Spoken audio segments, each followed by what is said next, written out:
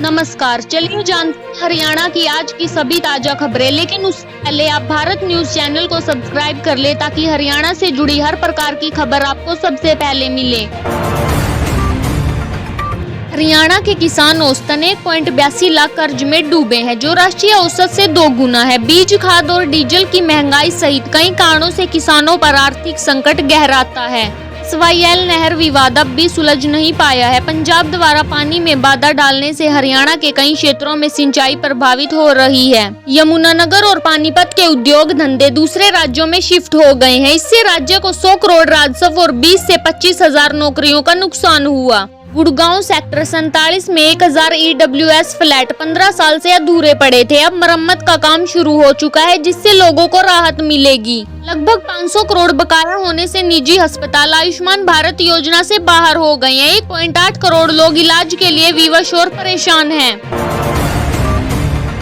गुड़गांव में एक महीने में डेंगू के 45 मामले सामने आए। यह इस सीजन में पूरे हरियाणा में सबसे अधिक है। कई मरीज अस्पताल में भर्ती हैं। बांधवाड़ी लैंडफिल से प्रदूषण और आग की घटनाएं बढ़ती जा रही हैं। आसपास की जमीन और पानी प्रदूषित होकर लोगों के स्वास्थ्य के लिए खतरा बन रहे हैं। गांव में करीब 3 लाख टन निर्माण मलबा जमा है। सफाई और निस्तारण की व्यवस्था बेहद धीमी है। रोहतक झज्जर में हाल ही में 3.1 तीव्रता का भूकंप दर्ज हुआ। यह 3 महीने में तीसरी बार है, जिससे जन सुरक्षा पर चिंता बढ़ी है। सुप्रीम कोर्ट के निर्देश के बावजूद वन की परिभाषा तय नहीं हुई। अरावली और संवेदनशील क्षेत्रों पर वन संरक्षण अधिनियम लागू नहीं हो पाया। करनाल में स्वतंत्रता दिवस समारोह के दौरान किसानों ने कर्ज माफी की मांग उठाई। प्रशासन ने शांतिपूर्ण माहौल में उनकी बातें सुनी, पर अभी कोई आधिकारिक घोषणा नहीं हुई। फरीदाबाद में मेट्रो विस्तार परियोजना का काम तेजी से चल रहा है। नए स्टेशन अगले साल तक शुरू होने की उम्मीद है, जिससे लाखों यात्रियों को सुविधा मिलेगी। जींद में युवाओं ने 15 अगस्त पर रक्तदान शिविर लगाया। 200 यूनिट से ज्यादा रक्त एकत्र किया गया, जो सरकारी अस्पतालों में गंभीर मरीजों को उपलब्ध कराया जाएगा। अम्बाला छावनी रेलवे स्टेशन पर यात्री सुविधाओं में सुधार के लिए 50 लाख का काम शुरू। इसमें प्लेटफॉर्म, शेड, नई बेंच और डिजिटल डिस्प्ले बोर्ड शामिल है। भिवानी में बारिश से धान की फसल को फायदा हुआ। किसानों का कहना है कि समय पर पानी मिलने से पैदावार अच्छी होने की संभावना है। पलवल में पुलिस ने स्वतंत्रता दिवस पर 5 वांछित अपराधियों को गिरफ्तार किया। इन पर लूट और मारपीट के कई मामले दर्ज थे।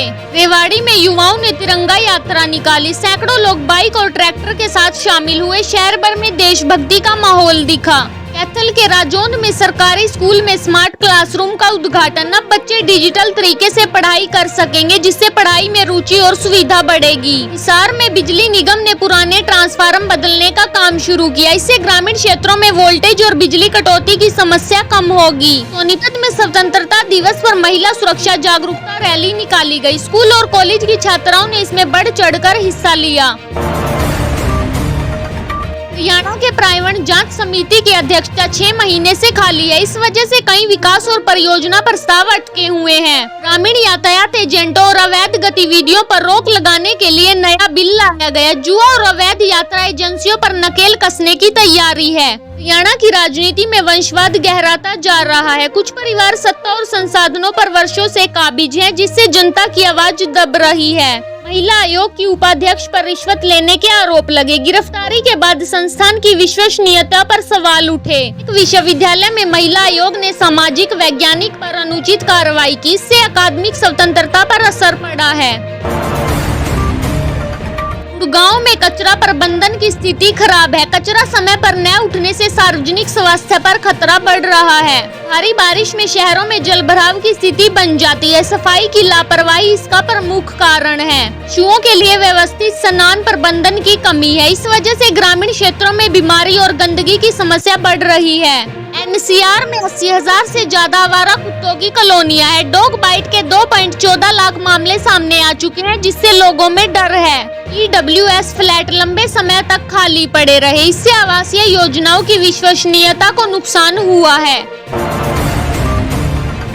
प्रधानमंत्री फसल बीमा योजना में किसानों को कम लाभ मिला, बीमा कंपनियों को ज्यादा फायदा पहुंचा, जिससे किसानों में नाराजगी है। हरियाणा के अरावली में अवैध खनन और पेड़ की कटाई जारी है, इससे पर्यावरण संकट और गहरा हो गया है। वाला रेल कॉरिडोर का डीपीआर तैयार है, लेकिन निर्माण धीमा है। कनेक्टिविटी परियोजनाओं में रुकावट आ रही है। ग्रामीण और शहर के कुछ हिस्सों में सड़कें खराब हालत में है। मरम्मत की कमी से दुर्घटनाओं का खतरा बढ़ा है। डिजिटल इंडिया योजना को तेजी से लागू नहीं किया जा सका। डिजिटलकरण की रफ्तार धीमी है। ग्रामीण क्षेत्र सबसे ज्यादा प्रभावित हैं। पीबीएमबी जल वितरण में असंतुलन की शिकायतें बढ़ रही हैं। पंजाब द्वारा कम पानी दिए जाने से सिंचाई प्रभावित है। आयुष्मान भारत योजना की सेवाएं बंद होने से ग्रामीण मरीज परेशान है। इलाज की पहुंच और भी सीमित हो गई है। कृषि मंडियों में बिजली, पानी और सुविधाओं की कमी है। किसानों को बकाया और अव्यवस्था का सामना करना पड़ रहा है। हरियाणा में पराली जलाने के मामलों में कमी आई है, फिर भी 1406 केस दर्ज हुए। किसानों की जागरूकता भी कम है। डेंगू रोकथाम में स्वास्थ्य विभाग नाकाम रहा। सफाई और जागरूकता की कमी से मामलों में वृद्धि हुई। नूह में पार्किंग विवाद में हिंसक रूप ले लिया। सांप्रदायिक तनाव की आशंका से माहौल संवेदनशील हो गया। राजनीतिक हस्तक्षेप से प्रशासन की निष्पक्षता पर असर पड़ा। स्थानीय फैसलों में राजनीतिक दबाव बढ़ रहा है। ग्रामीण सड़कों पर स्पीड ब्रेकर और सुरक्षा इंतजामों की कमी है, इससे दुर्घटनाओं में बढ़ोतरी हुई है। गांव और फरीदाबाद में ट्रैफिक जाम बड़ी समस्या है। बस सेवा भी अव्यवस्थित है, जिससे यात्रियों को परेशानी होती है। शहरी गरीबों को शहरों से हटाया जा रहा है, लेकिन पुनर्वास की सही व्यवस्था नहीं हो पाई।